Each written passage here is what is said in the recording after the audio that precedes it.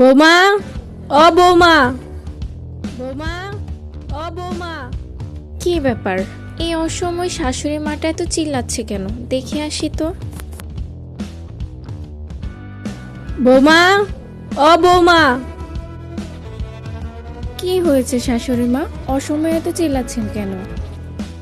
হ্যাঁ, আমি তো শুধু চিল্লাই, আমি যে চিল্লাতে বাধ্য হই সেটা ভেবে দেখলি না? যাকগে, এই বছরের হিসাবের খাতাটা বের করলি? হ্যাঁ, সেইটাই দেখছিলাম। এই বছর টোটাল ৭,৫৬৫ টাকার বিরিয়ানি আর ৪,২৮৫ টাকার চিকেন চাপ, ১,০৭০ টাকার আলু কাবলি আর ফুচকার হিসাবটা কমপ্লিট হয়নি। করছি। আর করতে হবে না, ছেড়ে দে। এটা শুনলে আমার লিভারের মাথা যন্ত্রণা হতে পারে। দেখো শাশুড়ি মা, আগের বছর যা হওয়ার হয়েছে, এই সামনে বছরে জিমে ভর্তি হতেই হবে। হ্যাঁ, আমি এই বছরের নামে শপথ করেই বলছি, আমরা এই বছর 25 কেজি ওজন কমাবো। 25 কেজি? একটু বাড়াবাড়ি হয়ে গেল না শাশুড়ি মা? হ্যাঁ, সেইটা ঠিকই আছে, 5 কেজি ওজন কমাবো। ঠিক আছে বৌমা?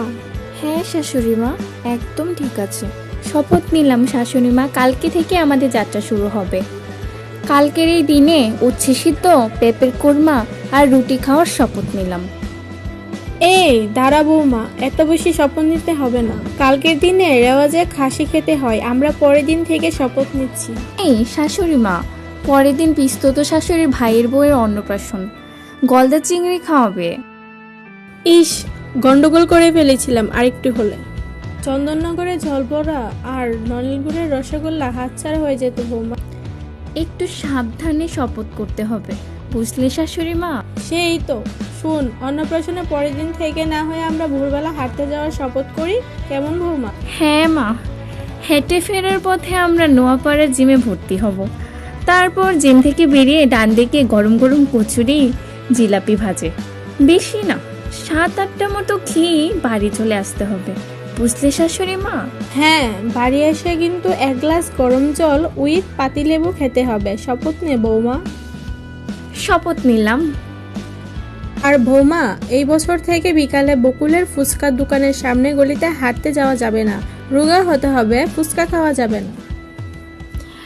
না না শাশুড়ি মা, এই বছর আমরা বিকেলবেলা হরিঘোষের মোগলাইয়ের দোকানের সামনে দিয়ে হাঁটবো। কেমন শাশুড়ি মা, শপথ নাও? শপথ নিলাম বৌমা।